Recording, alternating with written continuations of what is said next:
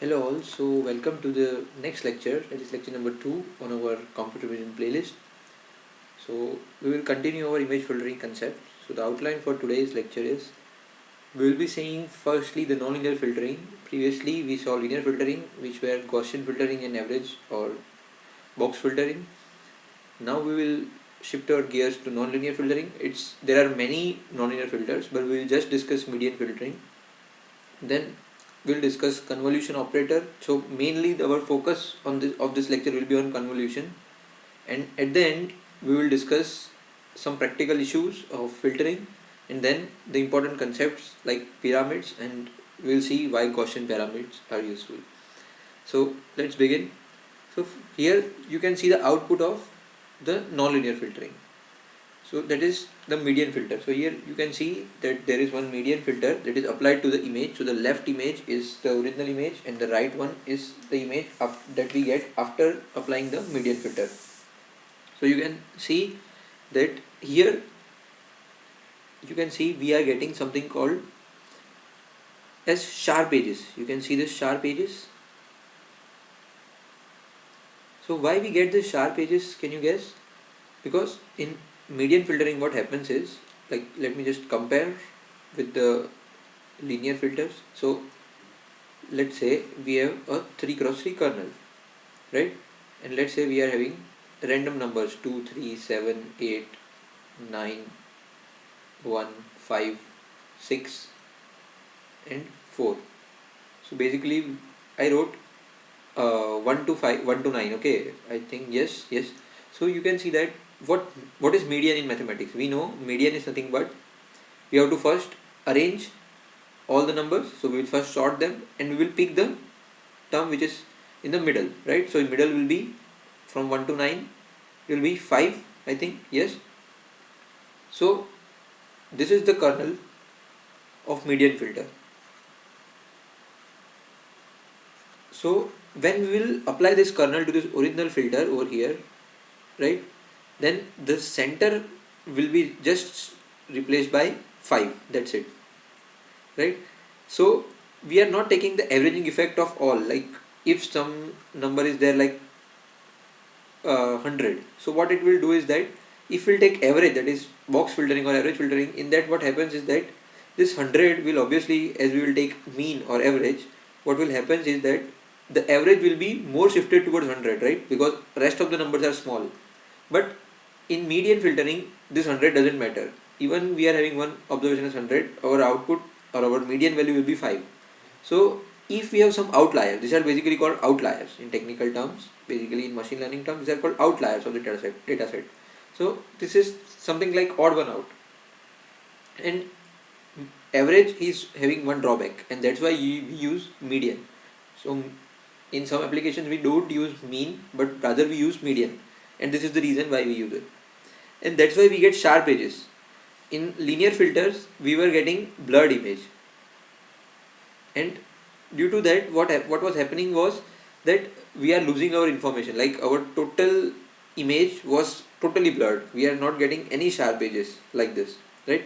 Everything was totally blurred because we are taking into account, or I can say we were taking into account everything in the neighborhood. That is a total effect of everything, averaging, right? And in Gaussian we are also doing the averaging, but it was a weighted average, that's it, right? So middle, if you can recall that in Gaussian kernel what we are doing was the center pixel was given more weightage, and the pixels which are one level above the center, that is far away from the center, are given less weightage, and farther away pixels are given even less weightage. And obviously we will always normalize, yeah, by suitable amount, so that we can get we don't change the intensity of our original image after filtering or applying the kernel. So this is the reason why we use this linear filtering or non-linear filtering. Now let's move towards something which is very important for this lecture, and which is called convolution. So why convolution is so much important? Like, even if some of you have heard about deep learning, that we will discuss in this lecture when we will discuss the object recognition. So we will see that how CNNs are used for object recognition. and as well as classification. So we will see in this playlist everything. So why it is so much important? So first reason is recall our last lecture. So like in last lecture, what was there, that I told that we need some identity, right? That is, we know that in terms of mathematical function or signals, what we can say is that if I have some function y of x, right? If I am convolving it with uh, you can say delta function, right? I mean time domain. Let's consider discrete domain. Yeah. So this is discrete domain y of n. So it will give us y of n. So in images as well, we need something. All this I told you, right, in last lecture. So let me just go to last lecture if you can recall. So let me just wait for a minute. It's loading somewhat. Yeah.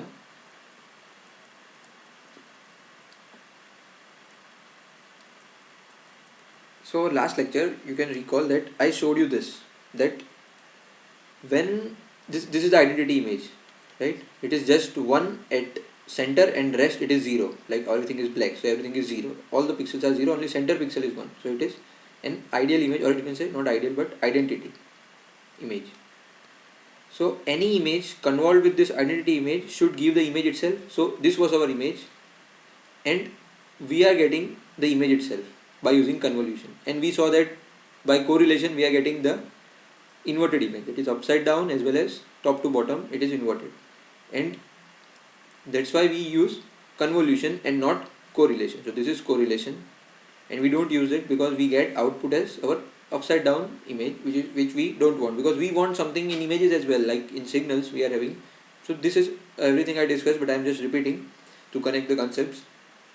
So this is one of the reason, but this reason is not quite a bit powerful, right? It is one of the reason. I can't say that it's not correct reason. It is the reason, but the better reason is something here, like the human visual system functions somewhat similar. Like what somewhat similar? So even in mammals, like animals and everyone who sees this the cells, the human cells performs linear spatial summation over receptive fields. So in convolution as well, we are doing the linear spatial summation, because we will see that convolution is linear time invariant operator, or in discrete domain, let's be specific, linear shift invariant operator, right? So, and having this thing in mind, right? So using this as our motivation, we can say that convolution is useful in deep learning. Why it is useful in computer vision, right? Because our human vision functions kind of same, and what computer vision does is nothing but we are trying to create something related to human, right? So that's why there are some useful properties. So let me state one by one. So convolution and correlation, so I'm talking about both, right? So but we know that why correlation is not needed, but correlation has some importance, as I said in last lecture, that in some template matching and all, correlation is also useful. But like coming back to our convolution, because our this lecture is mainly focused on this convolution. So convolution are linear time invariant operator and correlator, of course. So let's say linear shift invariant, because images are, we considered images from the very first lecture as a discrete, right? So an array. So that's why it will be better if I can write linear shift invariant operator. So what is linear? What is linearity? We already know what is linearity property. Let me just always I am trying to give you analogy of linearity. So that satisfies like superposition, right, and homogeneity. So this is the basic linearity. So it means that if I have given input x of n, right, and I am getting y of n as the output, so this is my input. I am explaining linearity, okay, for those people who are not knowing. So if my input is now ax of n plus b x x1 of n and b x2 of n. Let's say we have two other inputs, right? So what will be our output? Output will be simply a y1 of n plus b y2 of n. This is nothing but linearity, right? So it satisfies superposition as well as homogeneity. That is, whatever is multiplied will be multiplied. in the output range, right? And now the important thing is shift invariant or time invariant. So what this means in image processing, in signals we know that what is time invariant system, right? In time invariant system, that is, if we shift our input, right, then our output will also be shifted by the same amount. If we have delayed version of our input, then our output should also be delayed by the same exact amount. Then our system is called a linear time invariant system, right? Now here convolution is also shift invariant. So how we can say that, right? So let's say that I have one image. I'm trying to explain this, and this is very important. That I have one image over here, and let's say there is some object here in the image. Let's say we have aeroplane, right? And we have another image, and in that we have aeroplane somewhere here, right, in the bottom right. Previously it was top left, now I am having aeroplane here in the bottom right, so I can just write aeroplane is here. Now if I apply any Gaussian kernel or any kernel, right, over here, right, and get some output, any filter or kernel, right, not Gaussian, necessarily Gaussian, any filter I apply on this image and I get some output, and if I apply the same kernel on this image and I get some output, right, both outputs should be the same in the sense that both like since the kernel is the same, right, both should have same effect, right? That is what, although the plane is here, our output will be having somewhere here in this image, and for this image this will be here, but whatever is the effect over here of the kernel should be the same in both the output. I hope I am making sense. So the effect should be same. So whether I am shifted, right, in time, because these two images are nothing but I am shifted in time, not in time, but we can say in spatial domain.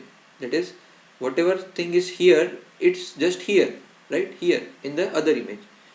So that should not matter, and this is a very powerful property of convolution, that it is shift invariant.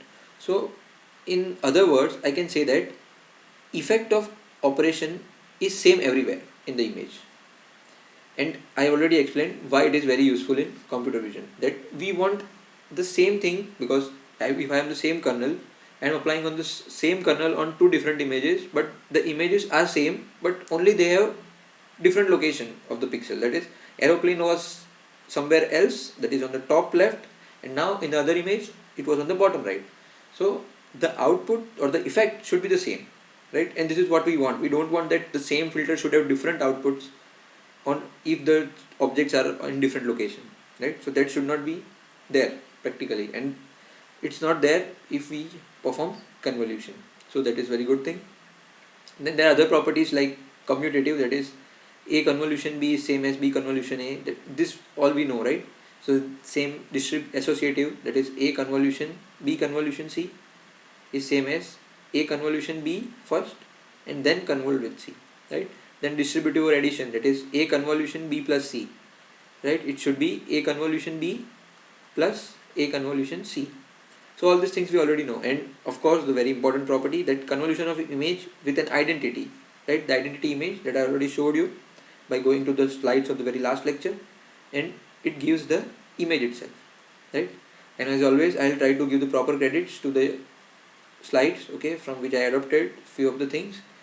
So this is very important thing in convolution, and we will see that how this is useful in deep learning, right? So when we'll see object recognition, we will see that why CNNs, that is convolution neural networks, are useful. Okay, so like coming back to our topic here, that convolution. Now we saw how convolution is useful, but there is no free lunch, right? Convolution is also having some drawbacks, right? Like convolution is costly, means costly in the sense in terms of computation, because we know that given an image, right, this is my image, and I am applying my kernel right here. So we are performing convolution. So if I have, let's say, 3 cross 3 kernel, then we have to multiply each thing, right? So we have to perform 9 operations, and if my image is, let's say, n cross n, right, this is also n, this is also n, then we have to perform 9n square operations in total, right? So because this is 9 operations, so if we'll continue, we'll get some bigger amount. Like here I just assume the kernel is of 3 cross 3, but the computation cost is very costly if we go for higher kernels like 5 cross 5 or 7 cross 7, and this is not good. So what we can do, can we do something to reduce the number of operations? Yeah, yes. So we'll use a very important property of convolution, which is called a separability property. Means that, again I'm measuring, for example, 3 cross 3 kernel, that is a 3 cross 3 kernel can be written as two 1D kernels. So this is a 3 cross 3 kernel, right, of box filter, we already know, and we can represent it as one horizontal matrix and other vertical. So what we'll do is that we'll perform first 1D convolution with the image using this horizontal kernel, and then we'll perform the same thing but using now the vertical kernel. And you can see that just we have k and k. If my kernel is k, then total we are having just 2k operations. So you can compare that k square and 2k. There's a huge difference, right? Because when we have huge, like large value of k, right, 7 cross 7, then it will be just 14, and this is 49, right, for 7 cross 7 kernel.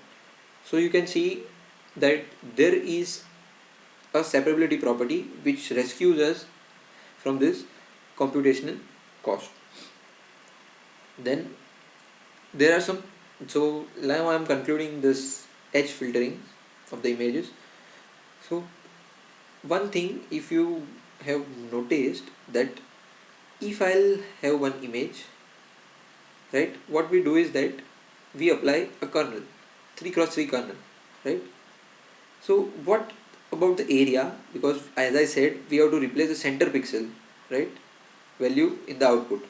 So obviously our output image will be smaller. Output image will be smaller in size as compared to input.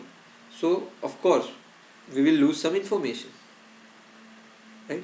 So what we can do, there are many strategies, so I cannot say that single one is perfect, any single one is perfect, but yeah, there are some strategies. Like we use zero padding. So what we will do is that our original image is this, but what we will do, we will apply 0 0, right, we will pad 0 0,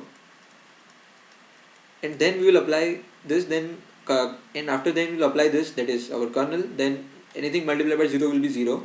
So we will get the original size of the image and not the shrinked version, right? So there are some other things as well, like image warping, then clamping. So all these things are not much important, but yeah, we can do something, and depending on our application we can use all the strategies. And you can see these are the outputs of zero padding, then image warping, then mirroring, that is we'll just mirror the things which are at the edges, right? Because somewhat in the image, in the edges, like data will not change, like image data is almost same, we are assuming that thing, and so that we can mirror it. And all these are the output of this, and you can see the differences. Might be the difference is not that much visible, but yeah, these are the some strategies that we can do across the boundaries so that we cannot lose our significant information, if any. Now let's shift our gears to the okay, before that let's discuss one thing, that filter size. So as I said, 3 cross 3 kernel, then 5 cross 5 kernel, then 7 cross 7 kernel, we should have this size. So what if does this size matters? Of course it will matter. So the bigger the mask is, right, or this is the mask or kernel, obviously we need to compute more because we have more neighbors, because this is my image, and if my kernel size is bigger, right, like 7 cross 7, then as compared to 3 cross 3, then we have to do 49 computations, right, 49 multiplication, right? And so if we have bigger mask, then we need to compute more, right? And thus we will get more blurring, because we are taking the effect of more number of neighbors, around the pixel, around one particular pixel by centering that kernel. So there will be more blurring, of course, and these 2 points are important now. So I'm just focus and let me explain that if noise is present in certain part of the image, that is, this is the image, right, and this is our kernel. So if noise is present over here and our kernel size is very large, bigger, so if there is some error here or noise, then it won't affect much because there is a huge number of like 7 cross 7. Let's consider some more number like 11 cross 11 or 15 cross 15, right? So just in 15 we have 1 as a noise. So when we average it, the rest of the things which are not noisy will not let this noise to affect. Okay, I hope it is clear. And the other thing is that what the input is noisy, it means that this is the other point, that the image is already noisy, our image is already noisy. Then what will happen, of course, because since our kernel is large, right, so there will be a larger region, right, that this noise will affect, and thus we have bigger noise spread at the output. So whatever output image that we will get after filtering will be more noisy. So these 2 points are opposite to each other. Okay, just rewind the video once if you didn't get it, and then continue. Now let's shift our gears, that is image pyramids. Now what is the need of image pyramids in computer vision? Now this is our original image, and this is just the low resolution image of the original image. So it's just we are representing the same image but somewhat at lower scale, that is representing image at different scales, or we can say here the lower scale or low resolution, then again more lower scale, then again and again, like so. First of all, what is the need of this, why we are doing this? So basically, let's say someone tells me that in this image find the balloon, right, find this balloon. So what we'll do is that we'll take one template and we'll search everywhere, like template matching, it's like that. And when I'll get this balloon, I'll stop that, I'll get, and I'll say that I found the balloon. Yeah, but this is very high resolution image, right? And this high resolution image, in this high resolution image, it is very costly, or very, again, computationally costly. Okay, so computationally it is costly to find anything in this image. So what we'll do is that we will lower down, or we'll decrease our resolution, and then we will again do the same thing, that is template matching everywhere, and when we will reach here, then we'll say that we found the image. So again, this is somewhat lower resolution than the original image, but what if we can lower down the resolution as much as we can, right? And after that we'll just search it, and then we'll get the image, and in that thing we'll be having a very less computation efforts,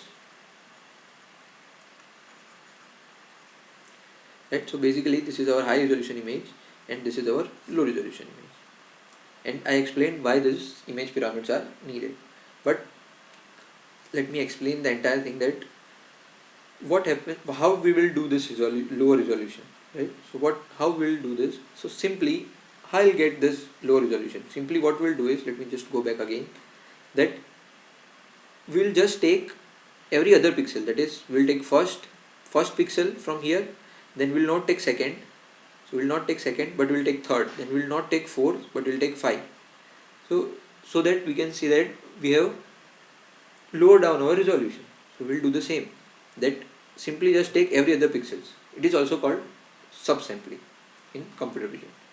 So now let me ask you one question, that is this approach perfect? Like taking every other image, it's okay, but is this approach good? And the answer is no, because high frequency components of the image are not efficiently represented. Now what I said, this is very important thing, that what is this, right? I am doing stars, so what is this? Let's try to understand it very neatly. That is, first of all, what is high frequency in images? Like in image, what is high frequency? So let me explain.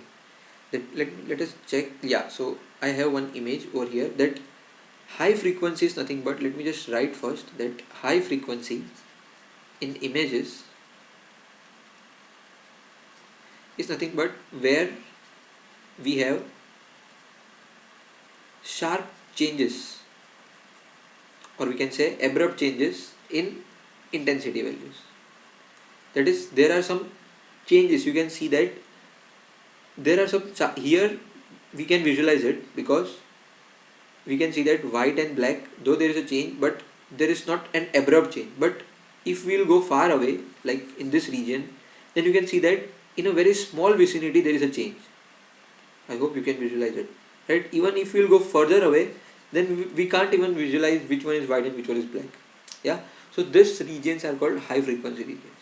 And the same thing happens here, that here we are having a high frequency components, because there is a very high resolution image, so we can say that there is an abrupt change in the intensity. And in order to sample, or we can say subsample, this image to lower resolution, we need to have our sampling rate,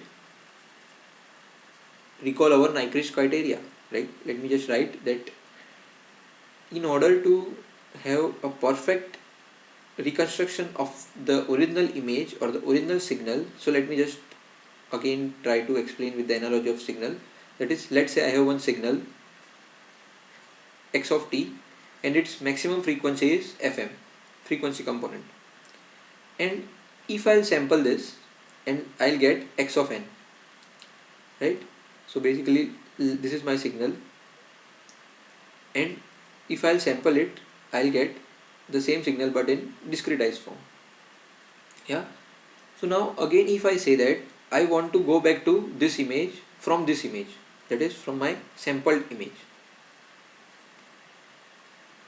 then we can only go back, or we can say we can easily reconstruct, or we can say perfectly reconstruct our original signal from the sampled signal, if and only if, let me write, if and only if my sampling rate, when sampling it from time domain to discrete domain, should be twice fm at least. Okay, so my sampling frequency fs should be at least twice of fm, that is the maximum frequency component double value of the maximum frequency component. So this is the Nyquist sampling theorem that he proposed, and the same thing is valid in the image, that in order to have the this thing, right, subsample it, because at the end, after subsampling, why we are doing, because we just need to find this balloon, right? And after this we have to again back convert it, right? So because let me just explain you in little bit detail, that in this low resolution I found the balloon, then here as well, then here as well, and here as well. Now when I will expand it, we have to just search over here, right, in this small vicinity. So basically it is the coarse thing. Now this is the fine thing, that we have to just search in this vicinity of the image, not in the entire image. So our computation cost that was there previously will be reduced. Yeah, and that's why we need to have this thing, the image pyramids. But as I said, we must satisfy the Nyquist sampling theorem, right? That is, our sampling rate should be perfect. And if it is not perfect, then what will happen? Of course, there will be an aliasing effect, right? So where were we started from here, and I explained this. So what are high frequency components in the image? I explained it. Now the subsampling that we are doing directly by taking every other pixel will not work, because we need to satisfy our sampling theorem, right? And in order to satisfy sampling theorem, we need to have the sampling frequency should be at least greater than equals to twice fm, right? And if we don't satisfy this and we will continue, then we will get an aliasing effect, right? Here it is aliasing effect. So this is, you might have seen in some movies that the car is going at some speed, but if you will focus on the wagon wheel of it, then you will see that the wheels are rolling in the opposite direction. Even though the car is going in the straight direction, but the wheel will be rotating in the opposite direction. And this is due to this aliasing effect. That is, this thing was not satisfied by that image representation. And that's why we have this.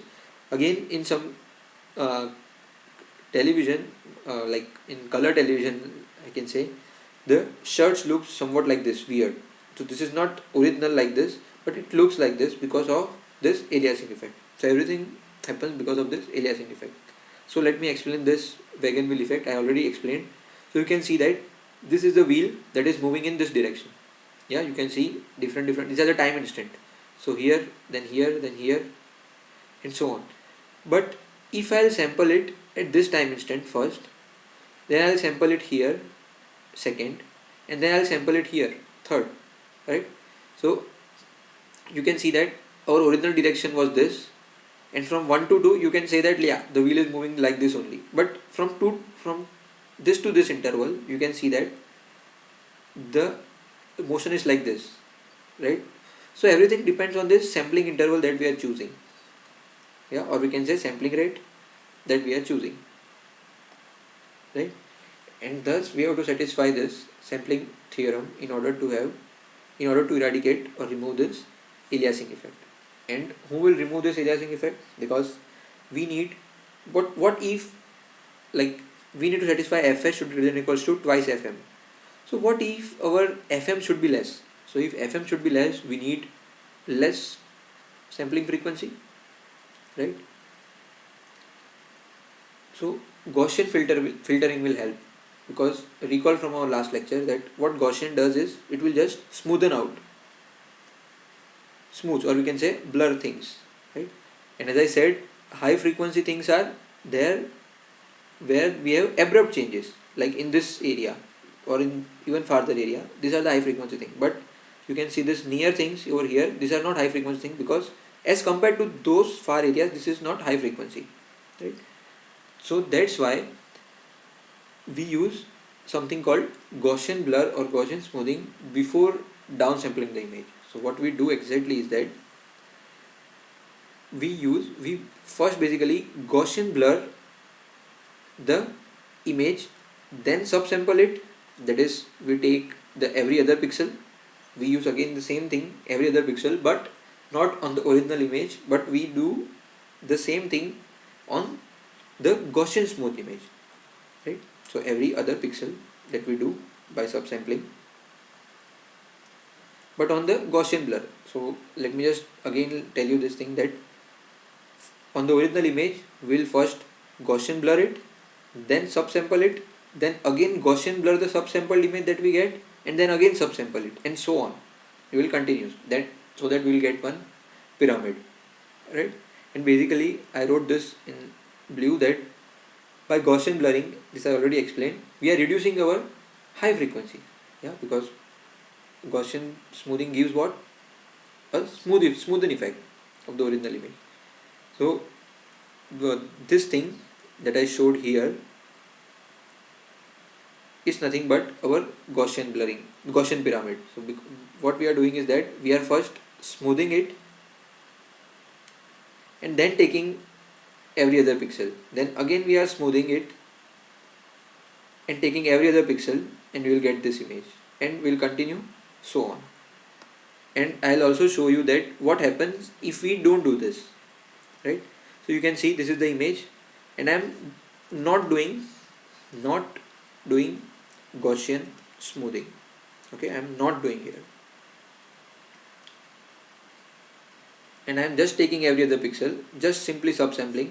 So what we'll get is the last image is like this, and if you can compare with the original image, the content is totally changed. You can see that the original image is not at all like this that we are getting in the very last stage of our image pyramid, right? But if you will do Gaussian smoothing that I showed you again here, so if you will do this, right, even though this is the thing that we can't see right now, right, but this is not like that. If you will zoom this, if you will just zoom this, you will get this same image but blurred. That's it, right? But it's not like the entire structure is changed like this. So like here the entire structure is changed, so it's not like that if we are using the Gaussian filtering, and that's why Gaussian filtering is used. So this is totally different image from the original image, you can see. So that's all about this lecture, and I hope you liked it, and I'm looking forward to you in very next lecture. Till then, take care. Bye bye.